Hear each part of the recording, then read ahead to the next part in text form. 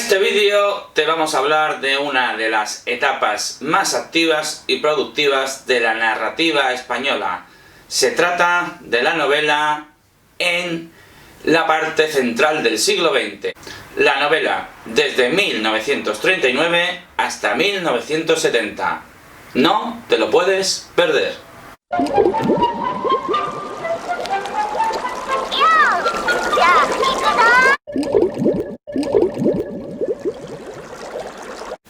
Bueno, y empezar a hablar de la narrativa a partir de 1939 pues es hablar inevitablemente de la guerra civil. El tremendo trauma, la fragmentación, la ruptura de España tuvo, como es lógico, sus consecuencias en la narrativa. Por un lado, una serie de autores contrarios al régimen tuvieron que huir del país, tuvieron que exiliarse, y ahí se genera una comunidad de escritores y escritoras que empiezan a producir su literatura, su narrativa en el exilio, que empiezan a realizar su producción fuera de España. Hay una amalgama extensa de obras y de literatos que componen a este grupo, al grupo de los exiliados, lo podríamos denominar así, o la narrativa de los exiliados, entre los cuales vamos a destacar dos nombres: el de Ramón J. Sender, con una obra como por ejemplo Requiem por un campesino español, y vamos a destacar también la gran obra de Arturo Barea, La forja de un rebelde. Estos dos títulos, como digo, muy probablemente pues sean de los más representativos de la narrativa española en el exilio. ¿Qué ocurre mientras tanto en España? Bueno, España es un país que se está reconstruyendo, España es un país que acaba de salir de una guerra, España es un país roto, además con una fuerte censura, con una fuerte represión. Por tanto, como también os podéis imaginar, la producción literaria no era una prioridad, y como podéis imaginar, pues no se prodigaba demasiado el arte literario, entre otras cosas porque apenas llegaban referencias externas, apenas llegaba literatura extranjera. Ya digo que hay una fuerte censura en ese momento. Por lo tanto, los autores que surgen en España tienen que ser un poco autodidactas. De manera que en conjunto esto provoca que haya muy poca producción, hecho que se rompe a partir de los años 40, cuando irrumpen corrientes y tradiciones como el tremendismo o la novela existencialista, cuyos máximos ejemplos pues son autores como Camilo José Cela, como Carmen Laforet, como Miguel Delibes, y también debemos destacar dentro de la producción española de los años 40 a Gonzalo Torrente Ballester. Vamos a hablar de manera breve y esquemática de esta serie de autores que hemos nombrado.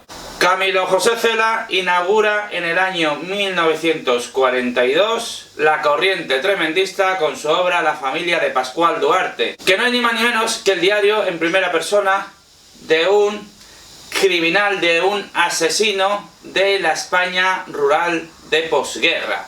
Es una mezcla entre existencialismo, entre realismo social, entre la novela esperpéntica de Valle Inclán y también la novela picaresca. Junta diversos elementos que están tanto dentro de la tradición literaria española como dentro de la propia esencia de la sociedad española, y hace pues un retrato bastante feroz, pero al mismo tiempo realista, de cuál era la situación de España. Incluso puede decirse de alegórico, porque también recuerda a toda la inmensa violencia que había sacudido la nación española pues poquísimos años antes. De algún modo, Pascual Duarte representa eso, representa la brutalidad reprimida, pero que al mismo tiempo no tiene elección. Hay una mezcla entre denuncia social y una mezcla entre expresividad hiperbólica, sobre todo en la cuestión de el realismo y la violencia. Bueno, fue una obra pues que lógicamente en un panorama baldío como era el de la narrativa española del momento tuvo un inmenso impacto. Carmen Laforet gana la primera edición del Premio Nadal con su novela Nada, que cuenta la historia de una chica joven que se va a estudiar a la Barcelona de la época. Nada es una novela muy curiosa, muy paradigmática de la época, muy alegórica, donde se hace una especie de contrapunto de lo que sería la novela de aprendizaje, el Bildungsroman, ¿no?, en alemán, que se dice, la novela de enseñanza, la novela de progreso, pero es un contrapunto, digo, porque precisamente no hay evolución, no hay progresión, hay una especie de estancamiento, hay una especie de apatía. Precisamente todo esto hace referencia a la situación de España por un lado, pero al propio título de la novela. Es una suspensión del tiempo, del progreso, del avance, del movimiento. Es la nada, de algún modo, a la que hace referencia. Pero todo esto contado con una técnica bastante innovadora, con una perspectiva bastante intimista, bastante subjetiva, al mismo tiempo muy sutil.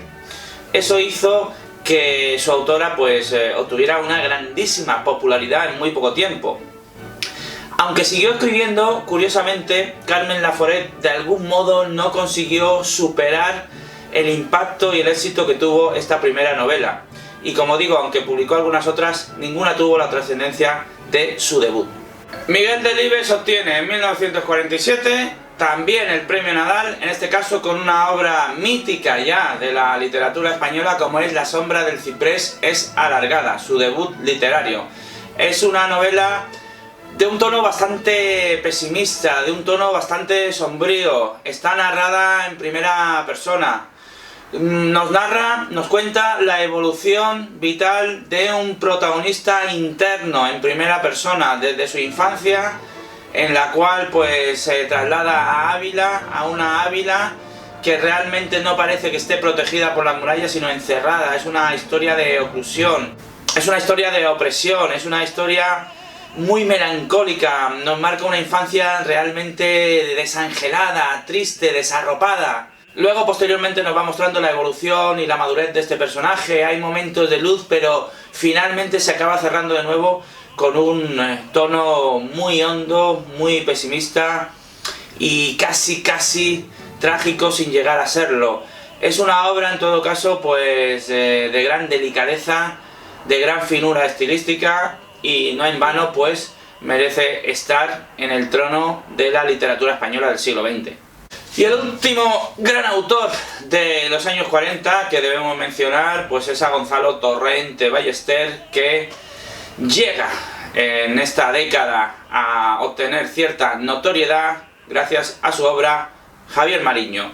No obstante, las mejores obras de Gonzalo Torrente Ballester llegarán en las décadas posteriores, en los años 50, con Los gozos y las sombras, y sobre todo su gran éxito literario, lo que lo va a encumbrar, será la saga Fuga de JB en los años 70. Dicho lo cual, debemos aclarar que aunque hemos mencionado a una serie de autores que inician su carrera en los años 40, esto no quiere decir que posteriormente no prosigan su evolución literaria. De hecho, la mayoría de autores citados, salvo el caso quizás de Carmen Laforet, continúan de forma intensa su evolución y su progresión literaria en las décadas posteriores.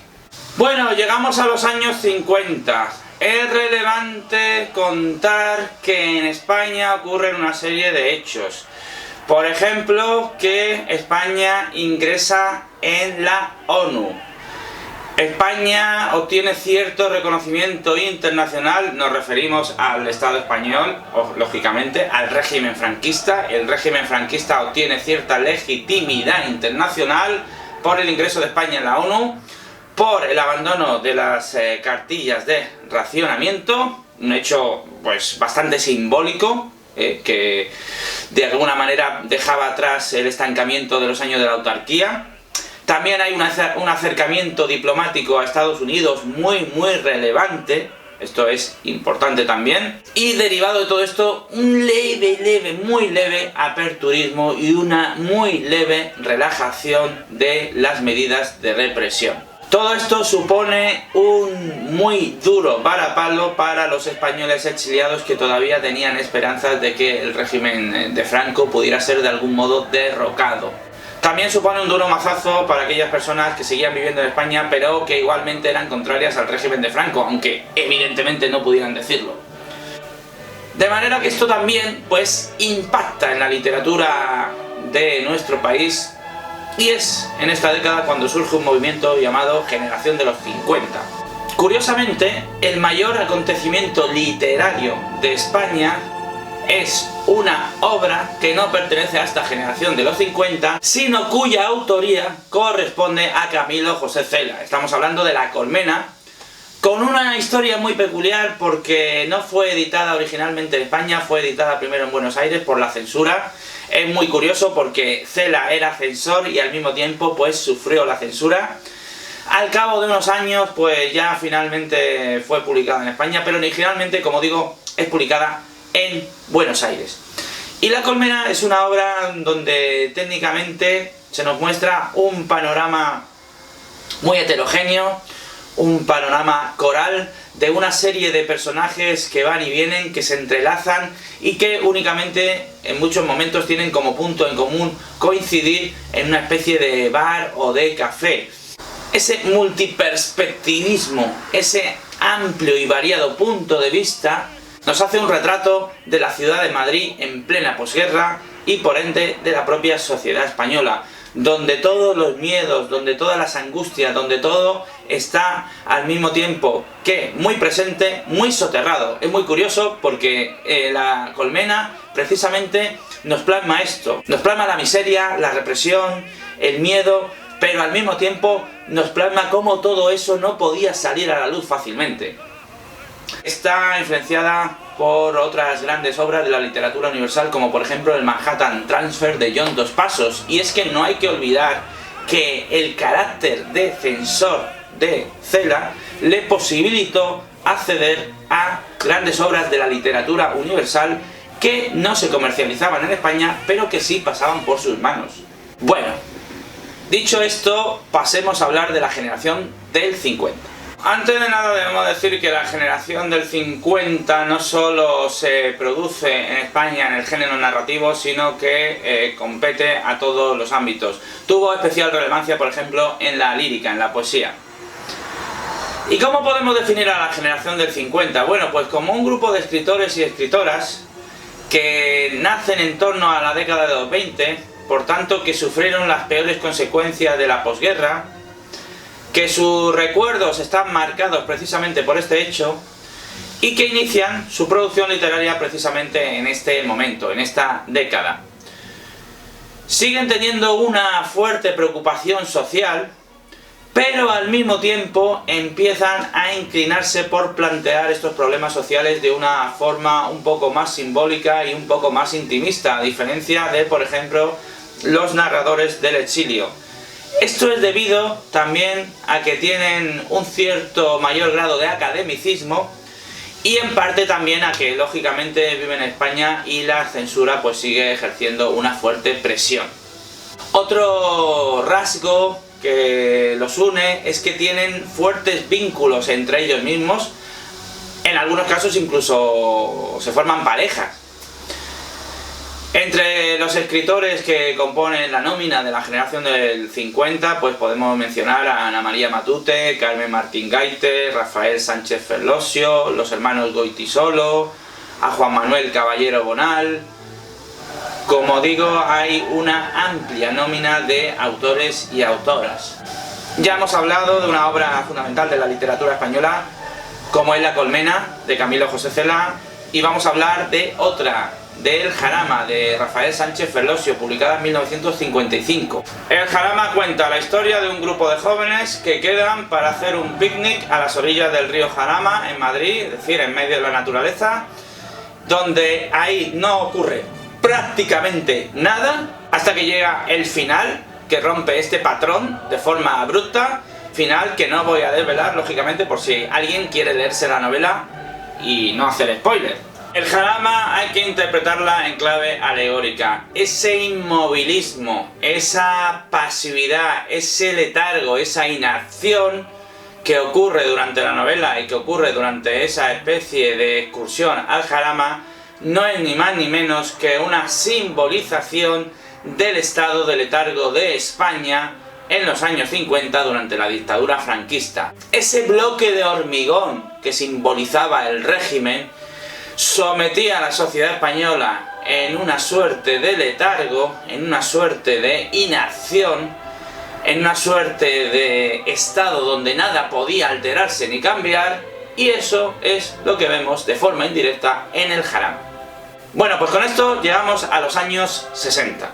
Los años 60 son años de explosión y de revuelta en todo el planeta. También en España hay un fuerte movimiento estudiantil de oposición al régimen franquista, no hay que olvidarlo.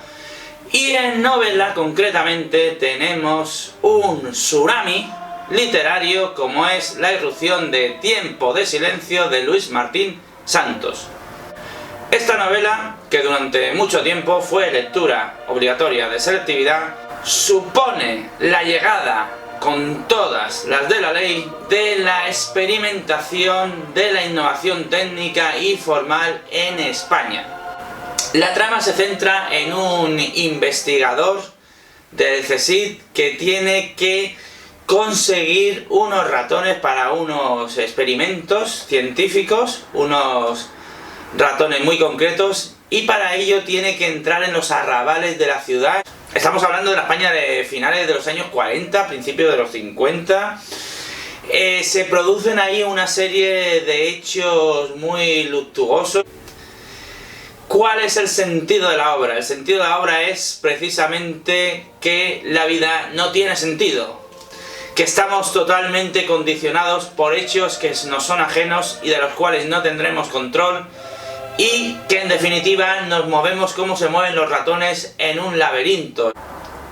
Estamos movidos por una serie de condicionantes y de circunstancias que no controlamos, y no tiene ningún sentido buscarle precisamente un fin a la vida, porque no la tiene.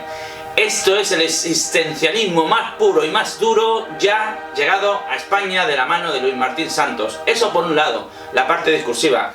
La parte técnica, pues precisamente se caracteriza, como dije antes, por la innovación, por un lenguaje barroco, por un punto de vista extremadamente subjetivo, por el cambio precisamente de puntos de vista. Esa subjetividad se hace múltiple, hay una focalización variable, hay un uso del monólogo interior, hay, como digo, toda una suerte de recursos, de técnicas, de elementos estéticos que hacen de esta novela una obra caótica, fragmentaria, pero al mismo tiempo muy meditada y muy impactante.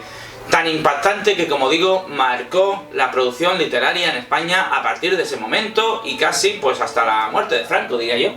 Por lo tanto, el paradigma a partir de ese momento, el paradigma de la narrativa española desde el momento en el que surge Tiempo de Silencio, es precisamente la innovación formal y técnica. De algún modo la experimentación cobra un nuevo sentido y una nueva relevancia en la narrativa española, no solo por la irrupción de Tiempo de Silencio, sino también por el boom latinoamericano, por el boom hispanoamericano, que también se caracterizaba precisamente por una fuerte experimentación formal. De manera que todo ese conjunto de elementos hacen que la narrativa española se ponga patas arriba en los años 60. De hecho, autores que ya tenían una cierta relevancia o un cierto éxito, o que estaban directamente consagrados, como Camilo José Cela, sigue esa línea y sigue esa tendencia en una obra como San Camilo 1936. Hay otros autores, como por ejemplo Goytisolo, que aunque ya tenían un cierto nombre, también se suman a esa corriente con su obra Señas de Identidad. Y quizás uno de los autores que más firmemente defiende la experimentación en España, aparte del propio Luis Martín Santos, por cierto, trágicamente fallecido en un accidente de forma prematura. Eso cortó su evolución literaria, que hubiera sido, intuyo que espectacular. Como decía, uno de los autores que más decididamente se decantó por la experimentación fue Juan Benet, de quien podemos destacar su saga Volverás a Región. Y esta será, como digo, la tendencia, salvo algunos casos, algunas personas que van por libre, como es el caso de Francisco Umbral. Un autor absolutamente único, singular, e irrepetible. Francisco Umbral es casi incalificable. En su narrativa mezcla la crónica popular, mezcla la biografía, mezcla las memorias, mezcla el costumbrismo con una increíble capacidad técnica, barroca y lírica. Hay una amalgama de elementos ahí que, como digo, generan un estilo único e irrepetible. Naturalmente, su obra cumbre es Mortal y Rosa, una obra escrita en trágicas circunstancias de una inmensa belleza lírica. Es una obra que hay que leer, es impresionante.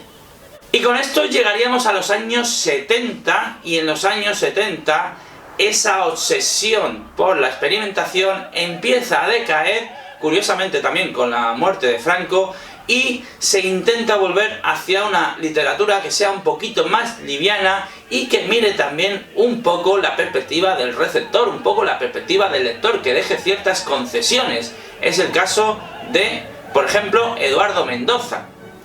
Pero esto ya pertenecería al siguiente tema, esto pertenecería a la narrativa desde los años 70 hasta la actualidad, así que eso lo vamos a dejar para el próximo vídeo. De manera que aquí me despido, espero que esto te haya servido, que te haya gustado, comenta, dale like, suscríbete, por supuesto sugiere nuevos temas y aquí nos vemos en un nuevo vídeo de este vuestro canal, Juanma te lo cuenta. Hasta la vista. Chao.